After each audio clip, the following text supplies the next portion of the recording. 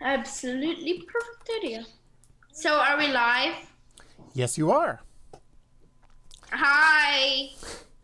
Hey, everybody. I know people are still just starting to come in, but this is Jacob. He's going to be reading with us today. How have you been, Jacob?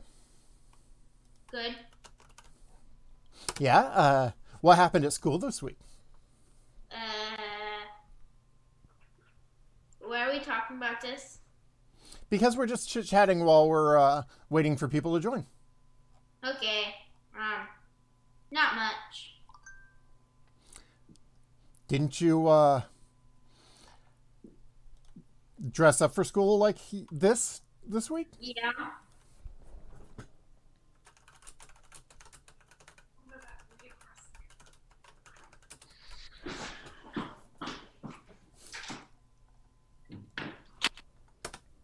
We had Beat Across America week. Oh yeah. So Yeah. so you got to read to your class, huh?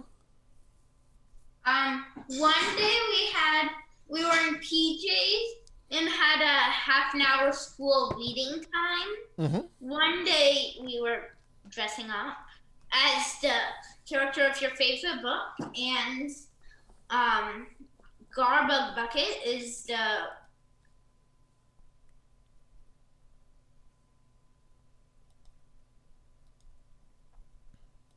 Oh, our video froze. One moment, please.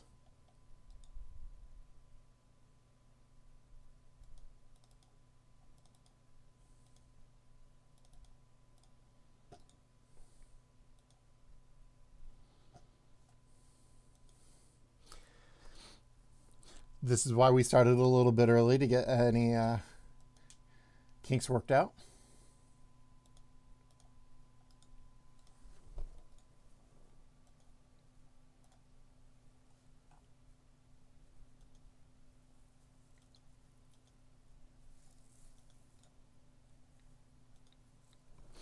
He's Jacob is joining back up. One moment.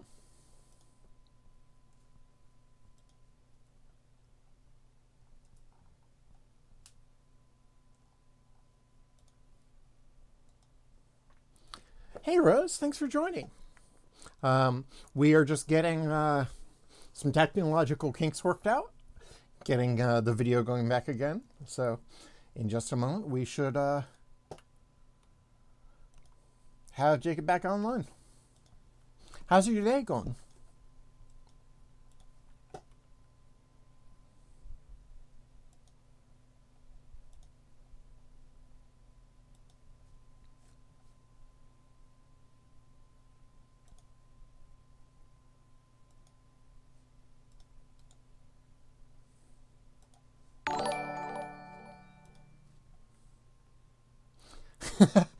Thank you, Mommy O, for joining the stream. Jake will be online in a moment. We're having a bit of trouble with Zoom because, that's how Zoom works. But we'll be getting ready in just a moment.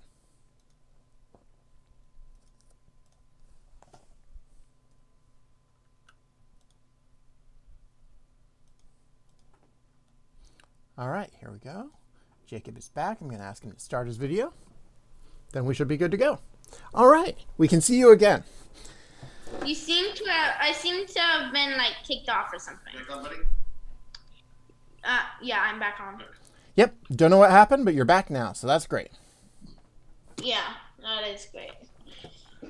Whew. So my friend Rose is here, and it looks like Nana's here. So we're getting people in, excited to watch you read. Yeah, my mom and dad are supposed to be coming on soon. Yep. We're still a couple of minutes early, so that's fine. You want to tell the chat what you've been working on in Minecraft?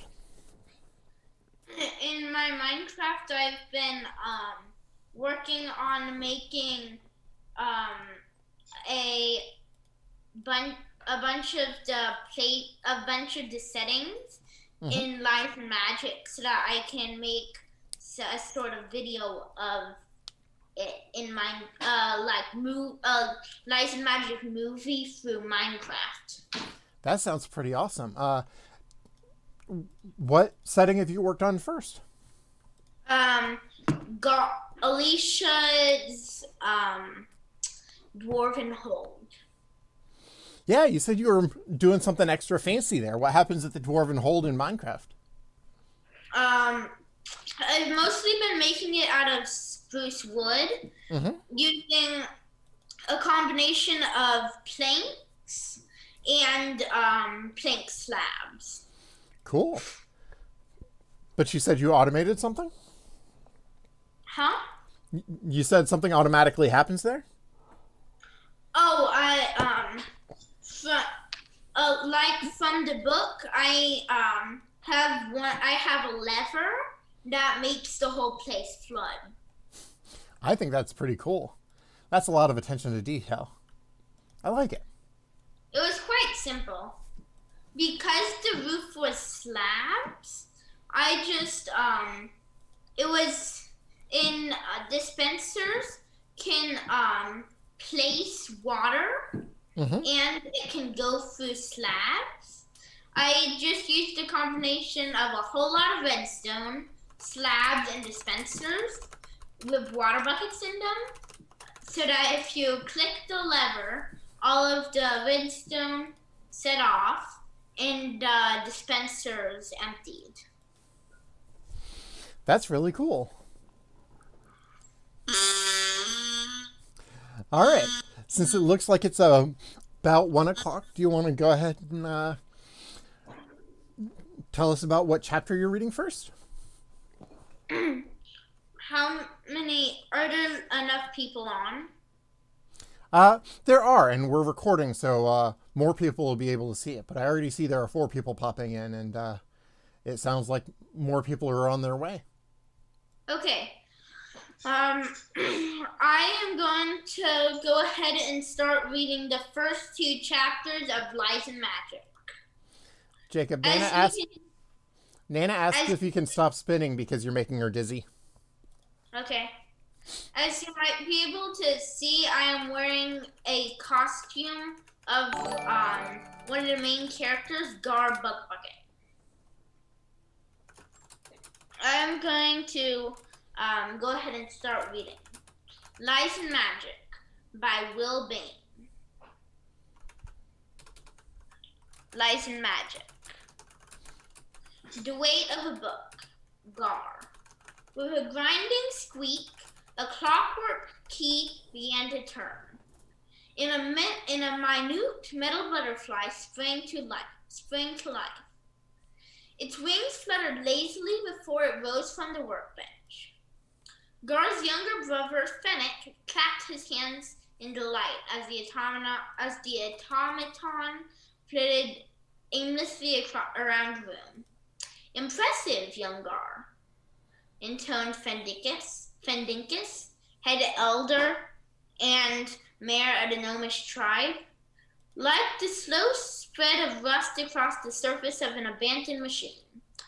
However, the respect evaporated from the wizened features, replaced by doubt, followed by reproach. Or it would have been, if it were anything more than a trick. Fendinkus waved his hands, and the chrome color in the butterfly's wings blossomed into the rich tapestry of a natural insect. Gar Buckbucket's face fell as his illusion was dispelled, leaving only the monarch Gar had caught and cast a glamour on that morning. Gar was no stranger to the disapproving glares of the village elders, any more than he was to those of his parents. He had hoped that this ruse would finally win him a place among the village's renowned tinkers. Instead, he found himself returned to his traditional spot, dead center in his parents' ire. Lowering his eyes from his freely flitting failure, he did his best to maintain his most mischievous grin under his mother's intense glare. Concerned that he may have failed his antics one time too many, Gar was only partially successful.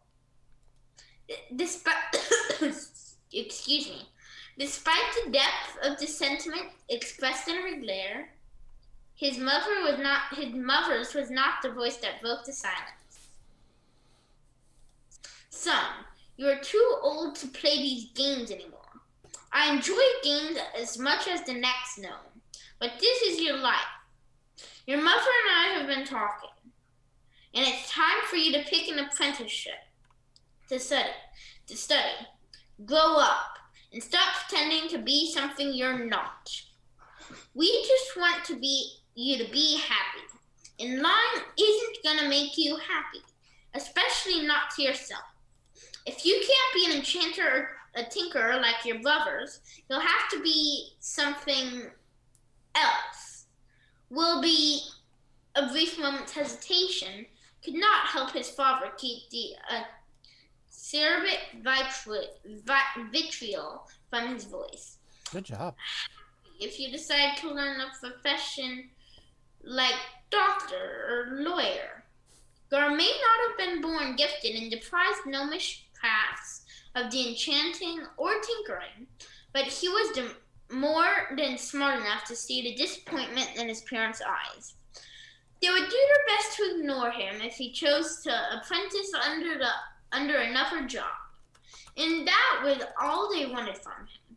They wanted to be better able to ignore his failures, both as a gnome and as a son. His brother snuck him supportive glances, but he could not meet their eyes, as they were exactly what his parents wanted him to be. He felt that this problem wasn't a lack of ambition or drive, despite what he'd heard so often from his frustrated father. Rather than unwillingness to work or lack of dreams, Gar just wanted to be best at everything. So he turned his bright mind and modest skills to every task that caught his interest, failing at many things instead of excelling at few. A jarring thud broke him out of his reverie. A massive tome scattered dust as it was placed heavily onto the workbench in front of him. The faded leather of the cover was inked in large letters, a guide to legal study in the kingdom of Mandrill. The words he read did what few other things could. They forced the last of his grin from his face, and his eyes closed. His mother's voice reached him and gave him the excuse to leave the scene of his failure. Take the book and go think. At breakfast, we can talk about your future. Unable to listen to his parents' frustration anymore, Gar took the book and fled. While the book was large, he would have sworn that it carried the weight of an anchor as his 3.5-foot frame traveled the long hallways to his rooms in the underground village of the gnomes of the Mist Meadow Mountains. Wow, that's actually kind of hard to say. As he walked the familiar hallways, Gar thought about the life arrayed before him. He would still be living with his family and his tribe's close-knit culture. So every day he would be forced to watch his parents fawn over his brother's achievements. Law or medicine were well enough, but they lacked the excitement he found in his pranks and illusions. All he saw spread before him was a monotony of disappointment.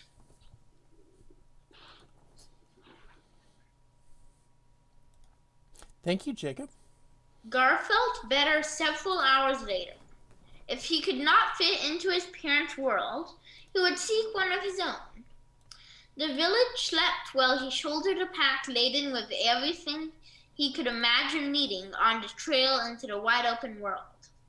He told himself that the world was his to claim as he took his first steps that would lead to the future he intended to make for himself. The internal might be more convincing if he wasn't departing long before dawn in an effort to evade his brothers. The beginning of an adventure felt like it would be more regal and epic if it involved a bit less sneaking and skullduggery. Sure, his family would understand his departure someday when he returned to visit as a successful hero, known throughout the land for, well, something. Heroic daring do or master-level skills at respectable professions would surely come to him if he spent less of his time running errands for his brothers. He took a mental inventory of everything he had crammed into the pack he carried. Coins, a small knife, a pot, seasonings, water skins, and dried mushrooms. Gar was fond of mushrooms, though he found himself cramming nutty, porcini, and woody king trumpets into every corner of the pack he could find spare space. On top of everything, he had thrown the heavy logbook his parents had given him, as a reminder to himself of the life he fled, a disappointing career, and a life of never being enough for his parents. Now that the book was an inspiration rather than a death sentence, it barely seemed to weigh anything at all. And if nothing else, at least he'd have something to read during his travels.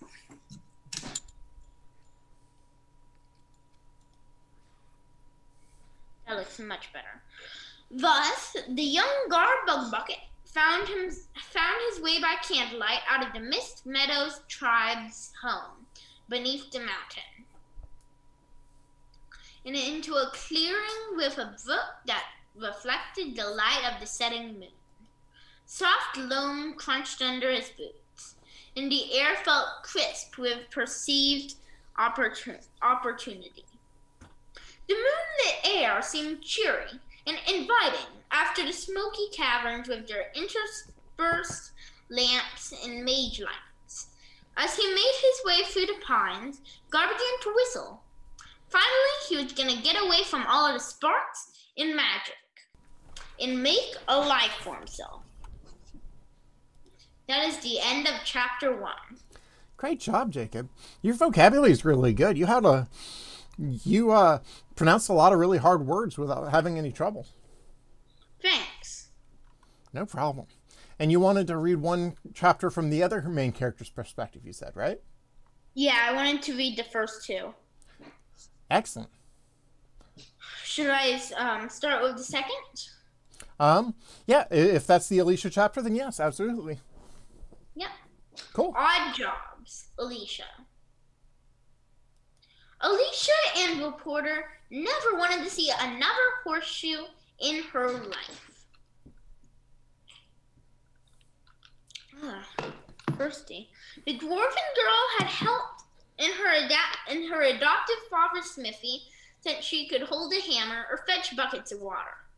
The job of blacksmith's assistant, it turned out, involved two major labors: actual crafting and dealing with people. Whether she was ordering more ingots of iron, bartering to get reasonable prices for their wares, or convincing travelers that they should buy goods from her instead of neighboring towns. Alicia constantly had to talk to people. This task was a nightmare for her, as she was paralyzingly shy. If she could spend her whole life not having anyone to talk to her or look at her, she would be a happy dwarf indeed. As for the crafting part of her job, Alicia supposed it was okay. The biggest problem was how banal and mundane it all was.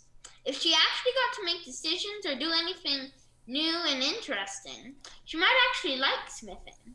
But a town out in the wilderness mostly just needs an infinitude of horseshoes and nails.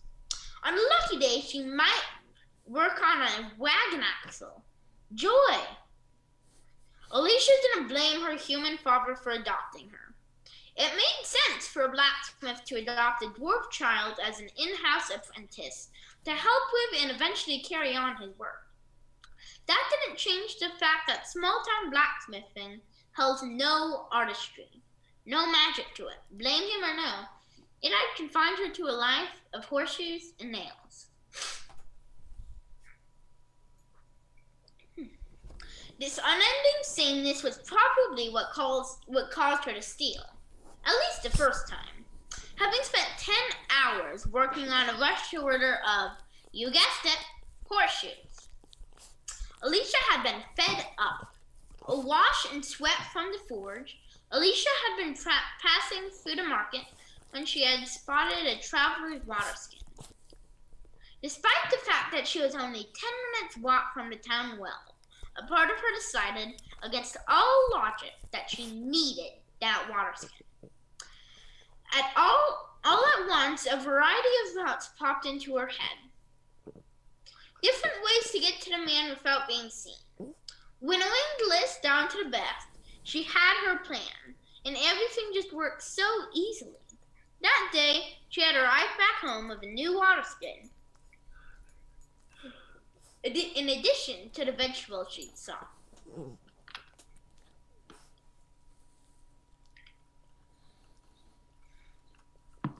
Today had been another day like that one. Her skin still felt flesh from the heated forge, and her muscles protested from swinging her hammer all day. However, that didn't prevent her from pulling herself up to the merchant's second-floor window. She knew he had set some jewelry aside in the latest shipment, and decided to challenge herself to see if she could find it undetected. Alicia felt an odd temptation to whistle from the joy that a real challenge brought her. One way or the other, she was gonna escape the drudgery of her small town life, with a spark of danger and the closest feeling to magic she could find. As her day wound to a close and she got ready for bed, her resolve redoubled, and the seed of escape grew roots within her.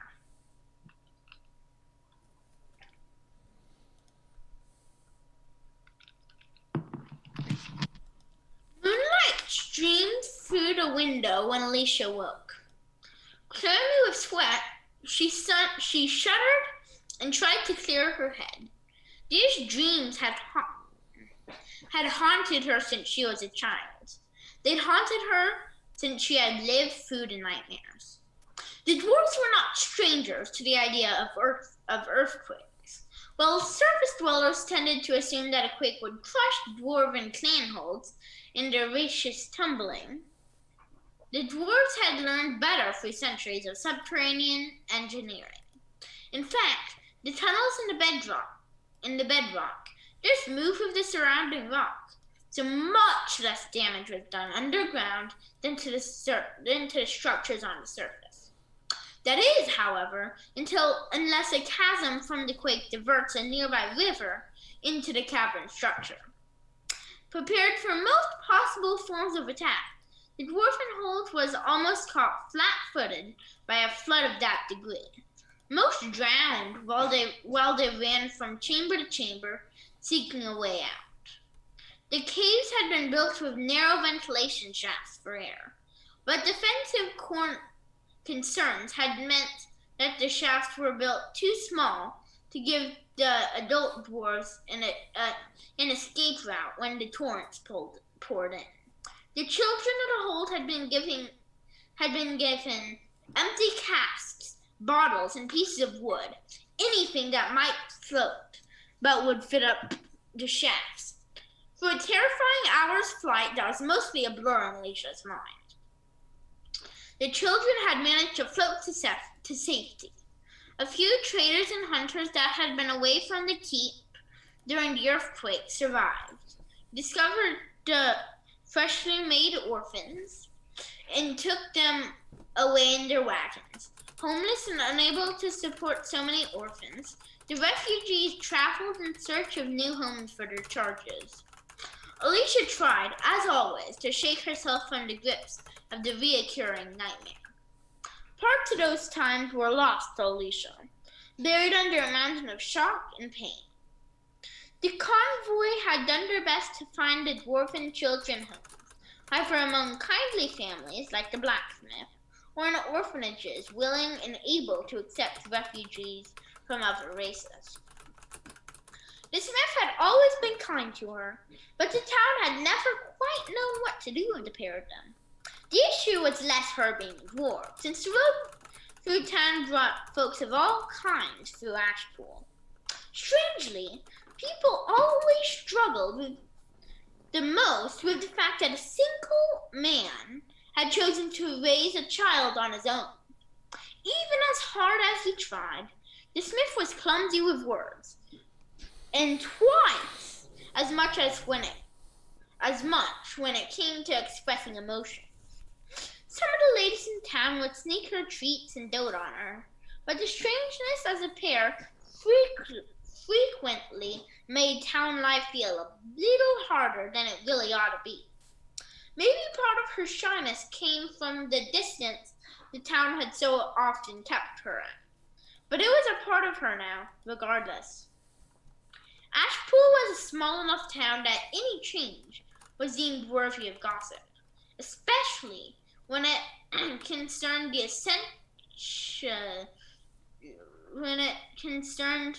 eccentric bachelor who received special attention from eligible townsfolk of a certain age. No one suspected foul play, but the pair was reclusive enough to garner plenty of neighborly interest to make both introverts skittish. When Alicia woke up from dreams at a flood, she never went back to sleep easily. Even after escaping the fear that reliving her flight from a drowned homeland forced into her, Alicia always seemed to stay awake thinking about her life since. As much as she was determined to leave Ashpool to find a life of her own choosing, she worried about leaving the blacksmith. On the other hand, she knew her adoptive father would encourage her to find her own happiness. Family meant a lot to him. When she'd asked if she wanted her to take his surname, Dean Aldridge had mumbled in his usual low tone, "No, Allie, your clan name. It's important. Keep it and honor those you came from. I'm just happy you're here now." At least that's how she guessed he'd end the sentence. His mumbling trailed off into inaudibility halfway through, as it often did when he was talking about matters less solid than anvils and hammers.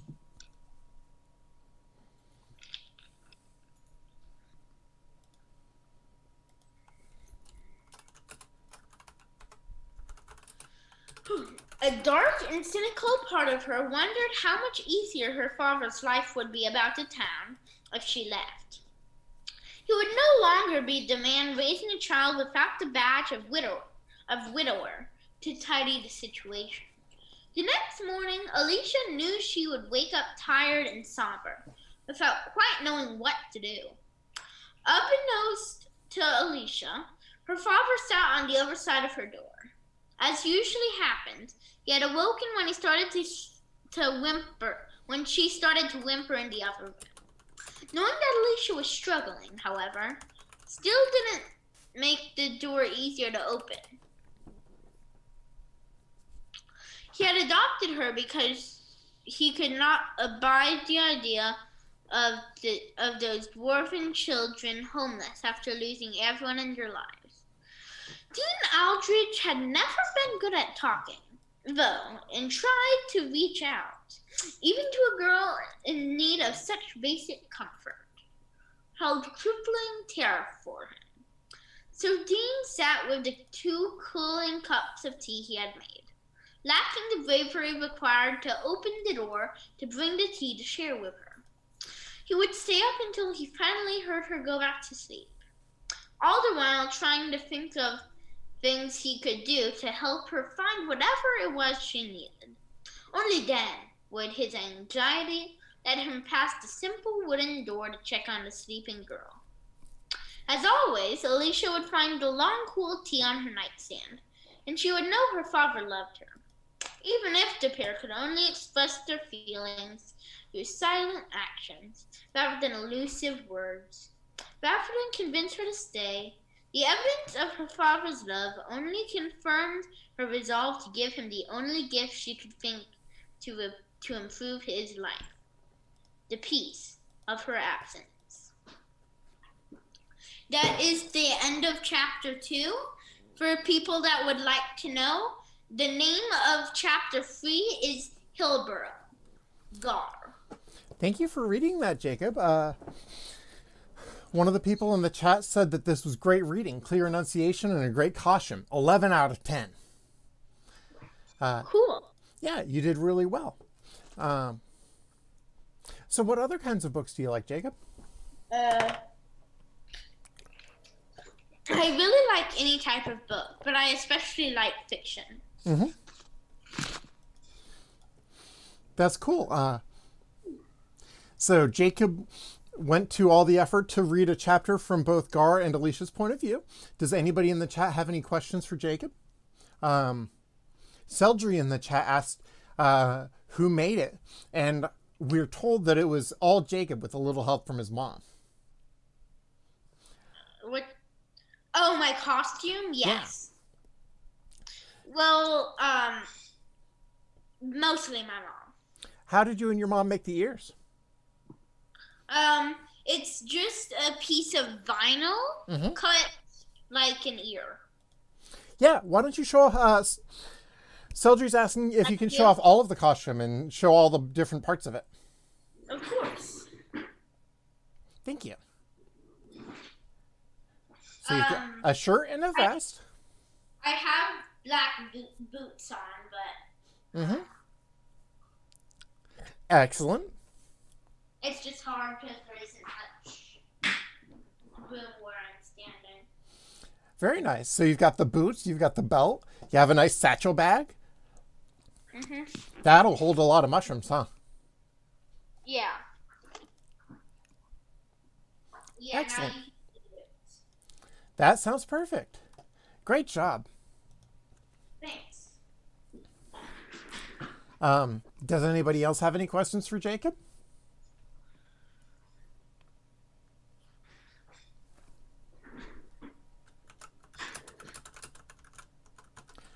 Okay, it's time for the giveaway.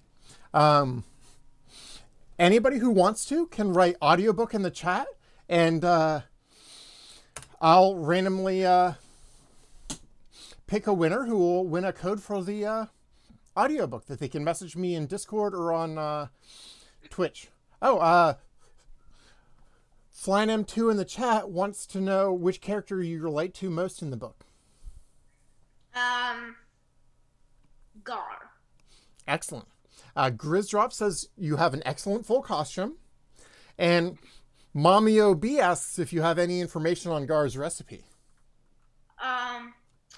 He does. I do actually have a recipe for a stew that, it's not a specific stew that Gar makes, but it's like a combination of a goblin stew and a stew that Gar would make.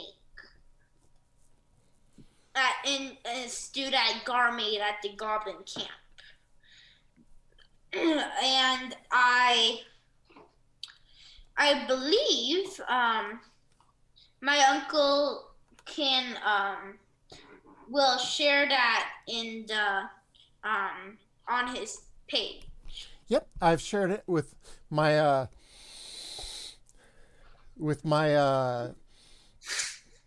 follower list on my website, in my newsletter, and I'm going to add it in to the ending of the ebook so that anybody who has the ebook, it'll be added in there.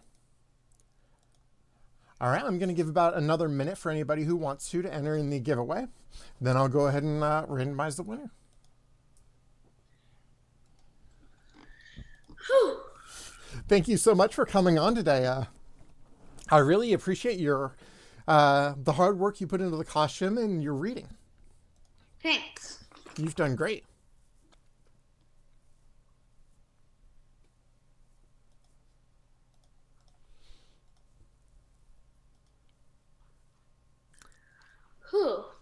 I'm out of breath from reading so much. No, Grisdrop, you did just fine. I'll go ahead and say, since I know a couple of the people in the chat are family related or otherwise already have the audiobook, Grisdrop, you are the winner today. So I will go ahead and send you a code in Discord for your audiobook. Then you should be able to enter it in and get a free copy. If anybody else has any questions, feel free to ask. Otherwise, I'll go ahead and let you know things that are upcoming. I'm just finishing up the first round of edits of the next book. So I will be putting out a call for alpha readers. If people are interested in that, I'll be sending out the books with a little bit of feedback. Thank you, Anlock. I appreciate it. In addition to that, Monday, Wednesday, and Friday at 9 a.m. Central, I've been doing writing streams where you can come and I'll kind of set timers and we'll write for 20 minutes and chit-chat a little bit and go back and forth. So you're all welcome there if you feel like kind of doing a little bit of productive stuff together during those times. But yeah, Jacob, I want to thank you again for coming on and joining and reading with us. I hope to have you on again sometime for a little bit more book stuff. Definitely. Awesome. You're the best. I'm going to go ahead and call the stream for today. I'm going to send Grisdrop the audiobook. Thank you all very much for hanging out, and I look